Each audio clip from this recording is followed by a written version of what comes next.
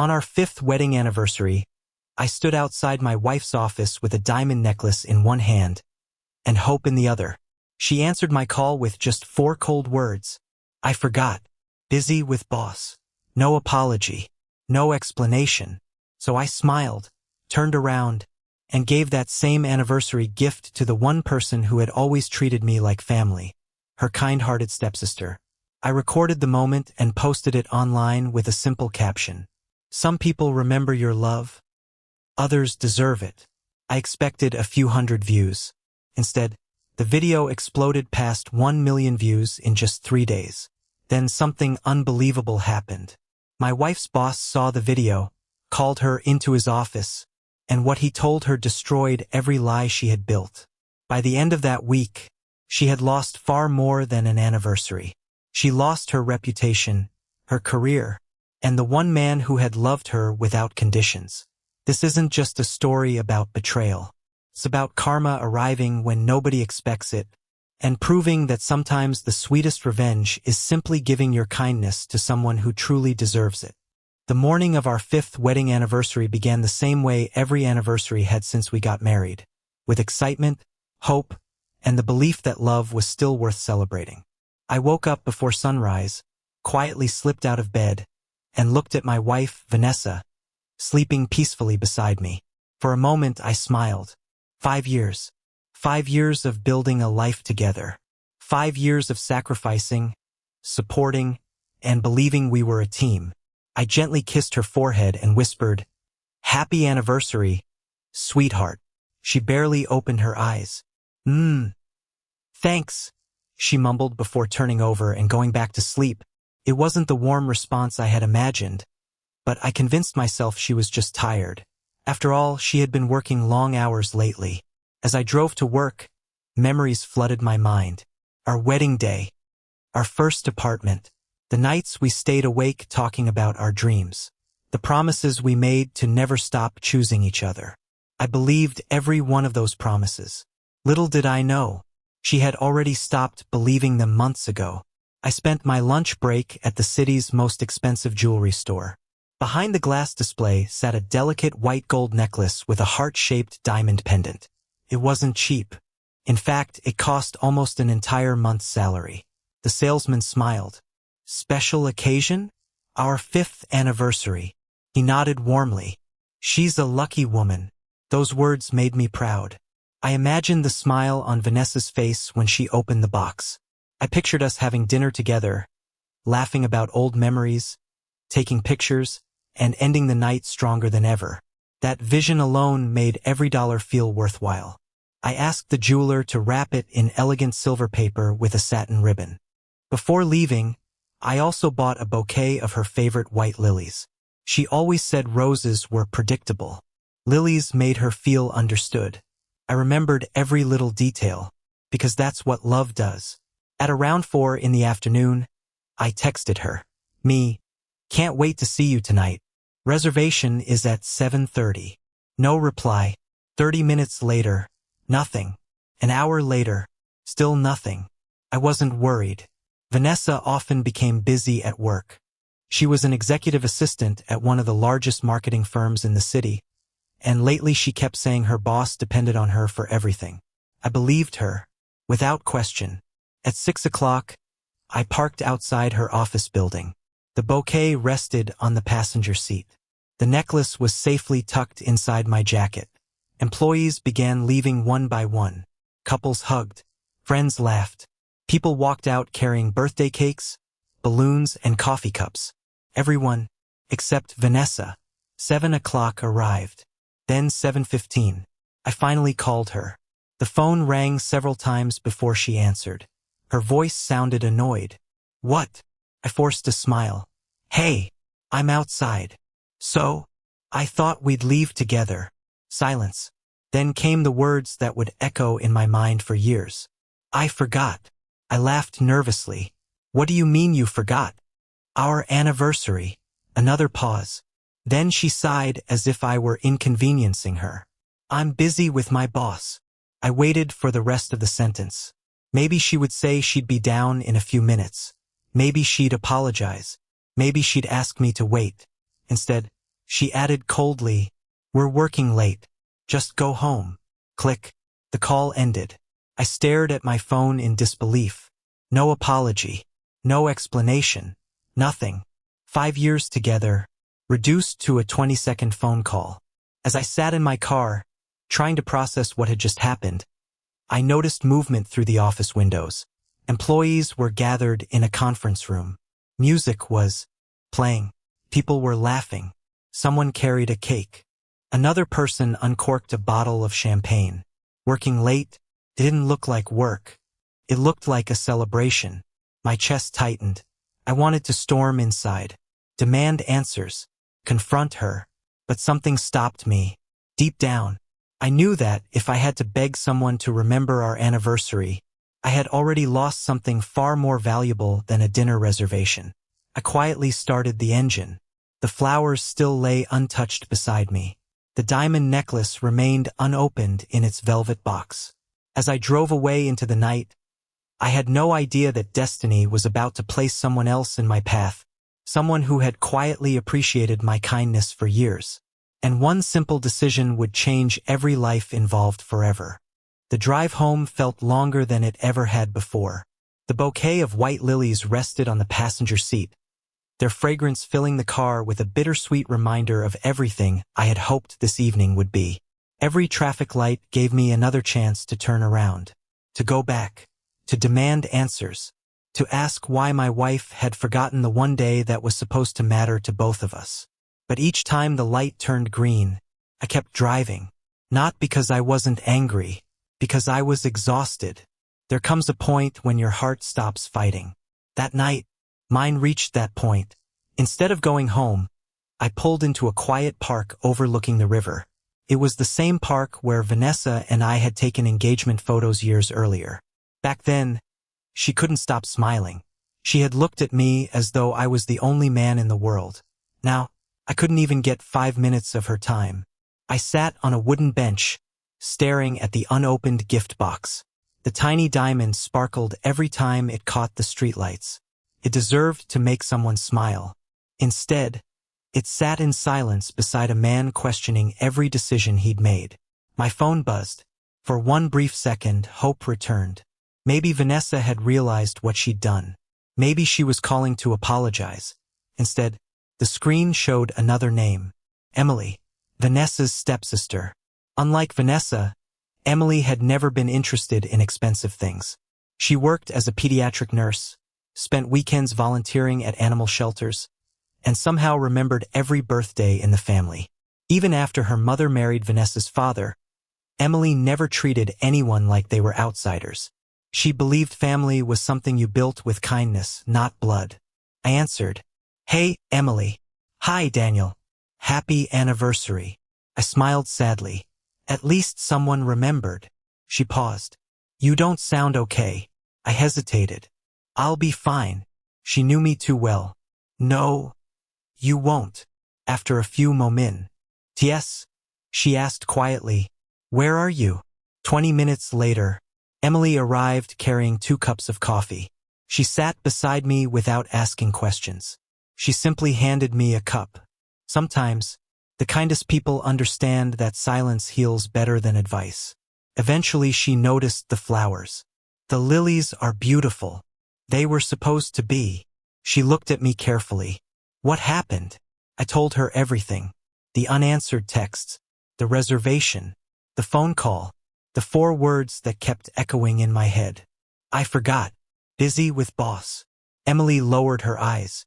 She wasn't surprised. That hurt almost as much as Vanessa's words. "You knew she'd changed?" Emily sighed. "I didn't want to interfere in your marriage. But I noticed she stopped talking about you months ago." My stomach tightened. "What do you mean?" Whenever people asked about married life, Emily looked away. She talked more about work, promotions, impressing her boss. She never mentioned you anymore. The truth landed like a stone in my chest. We talked for nearly an hour. For the first time in months, someone actually listened to me, not to respond, not to judge, just to understand. As we stood to leave, Emily smiled gently. "I'm sorry today turned out this way. I looked down at the wrapped gift in my hands, then back at her. You know something? What? I spent weeks choosing this necklace. She laughed softly. I'm sure Vanessa will like it eventually. I slowly shook my head. No. I held out the silver gift box. I don't think it belongs to her anymore. Emily's eyes widened. Daniel, no. Please. I bought it to celebrate someone important. She stepped back. I can't accept that. You can. Why? I looked at the flowers. Then at the woman who had shown me more compassion in one evening than my own wife had shown me in months. Because today, I smiled sadly. You're the only person who made me feel like my anniversary actually mattered. Tears formed in Emily's eyes. She accepted the gift with trembling hands. Not because it was expensive, but because she understood what it represented. Respect, gratitude, kindness. Before opening it, she asked, Can I hug you? For the first time that day, I smiled genuinely. Of course. She hugged me tightly, not romantically, not dramatically, just the kind of hug someone gives when they know another person's heart is breaking. As we pulled away, Emily laughed through her tears. I'm going to remember this forever. Without thinking, I took out my phone. Wait. What? Smile. She laughed. You seriously want a picture right now? No. A video. She held up the necklace, still wrapped, smiling with surprise and gratitude. I uploaded the short clip with one simple caption. When someone forgets your kindness, give it to someone who never will. I locked my phone and slipped it into my pocket. Neither of us expected anything from that post. Certainly not what would happen over the next 72 hours. Because by Monday morning, millions of strangers would know our story. And one very powerful man, Vanessa's boss, would be watching too. The next morning, I woke up expecting nothing. No apology. No missed calls. No message from Vanessa explaining why our anniversary had meant so little to her. I made coffee, sat on the couch, and absent-mindedly opened my phone. The notification counter froze me. 327 new notifications. I frowned. What on earth? Almost every notification was from the video I'd posted the night before. Comments, shares, likes, thousands of them. At first, I assumed a large account had reposted it. But as I refreshed the screen, the numbers kept climbing. 18,000 views. Then 52,000. By lunchtime, 240,000. By midnight, over 1 million views. The internet had turned one quiet, emotional moment into a worldwide conversation. The comments poured in faster than I could read them. She forgot her anniversary? He deserves better. That stepsister's reaction was so genuine. This isn't revenge. This is respect finding the right person. The wife lost before she even realized it. Kindness always finds its way back. Thousands of strangers connected with the story. Not because of the expensive necklace, but because almost everyone knew what it felt like to be taken for granted. By the second day, news pages and relationship bloggers were sharing the clip. Popular creators reacted to it. Radio hosts discussed it. Morning television programs even mentioned it during relationship segments. Without revealing anyone's last names, they debated one simple question. What hurts more, being cheated on or being forgotten? The comments overwhelmingly agreed. Being forgotten by someone you love is its own kind of heartbreak. Around noon, my phone rang. It was Vanessa. I stared at the screen. This was the first time she'd called me since our anniversary. I answered calmly. What? Her voice sounded completely different now. Panicked. What have you done? What do you mean? That video. Oh, you posted it? Yes. You embarrassed me. I looked around my quiet apartment. No, Vanessa. You embarrassed yourself. She raised her voice. Take it down right now. I never mentioned your name. I never showed your face. I simply shared what happened. Silence.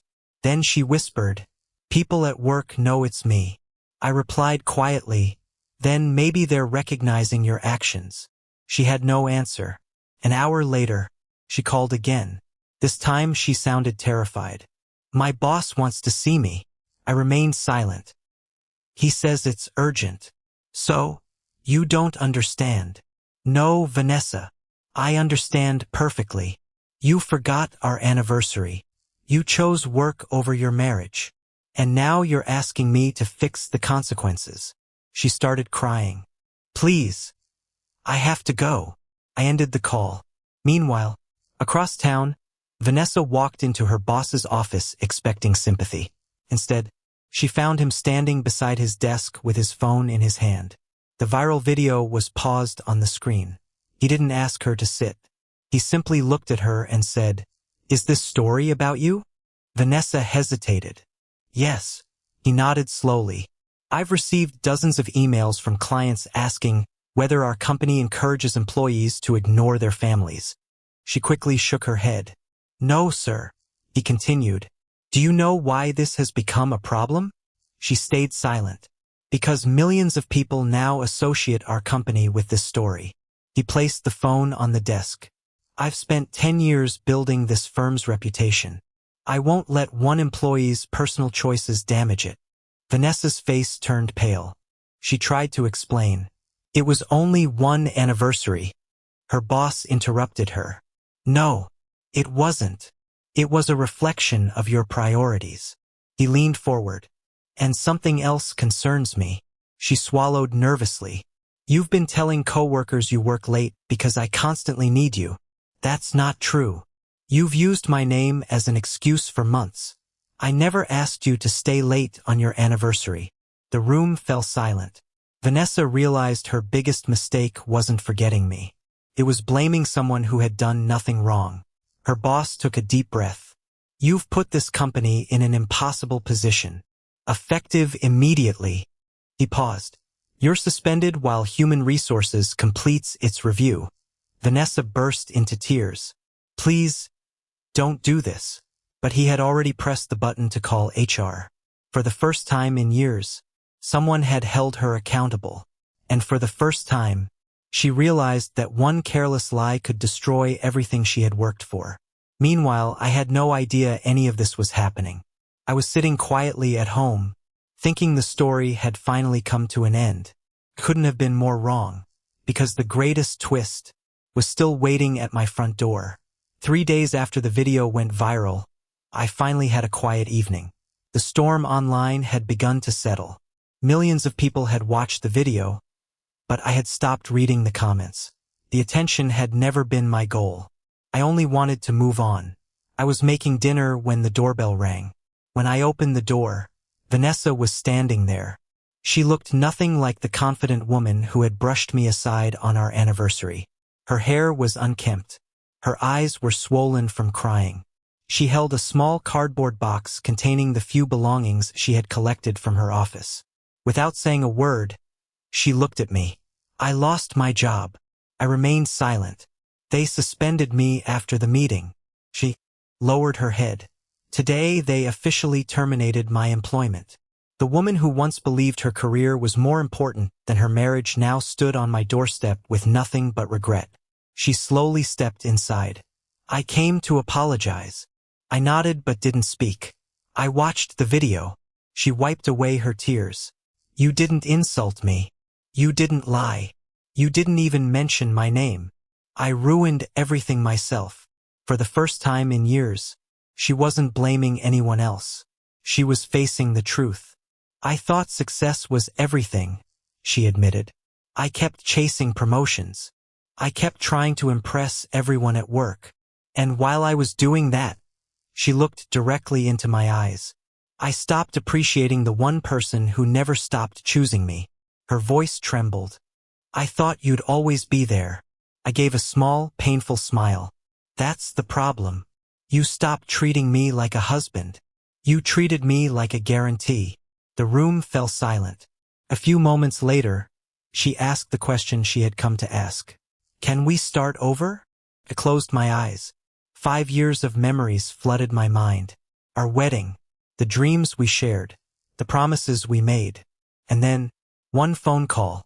I forgot. Busy with boss. Sometimes a relationship doesn't end because of one sentence.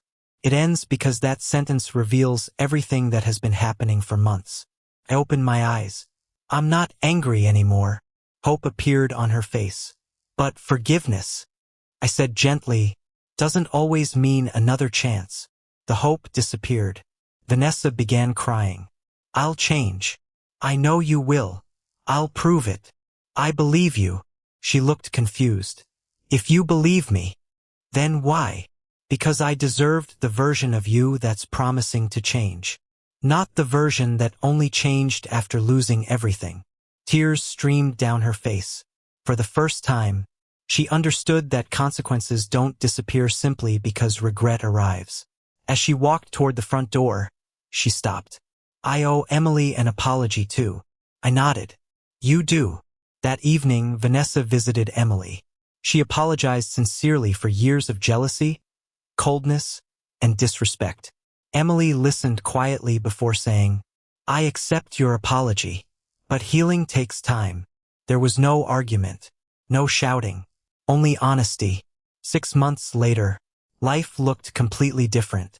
Vanessa had found a new job in a much smaller company. She had started rebuilding her life one day at a time. She often volunteered at local charities, not because anyone asked her to, but because she wanted to become the person she should have been all along.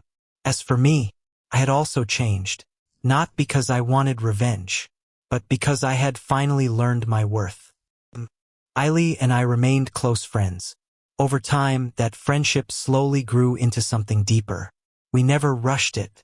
We never forced it. It happened naturally, built on honesty, respect, and kindness, the very things my marriage had been missing. 2 years later, on a beautiful spring afternoon, I stood in the same riverside park where Emily had comforted me on my darkest night. This time I held another small velvet box. I smiled. Emily. She looked at me with tears already forming. I've learned that love isn't about grand promises. It's about showing up. Every single day. I opened the box. Will you marry me? She smiled through happy tears. Yes. The applause from nearby families filled the park. For the first time in a long time, my heart felt completely at peace. The anniversary that began with betrayal became the beginning of a better life.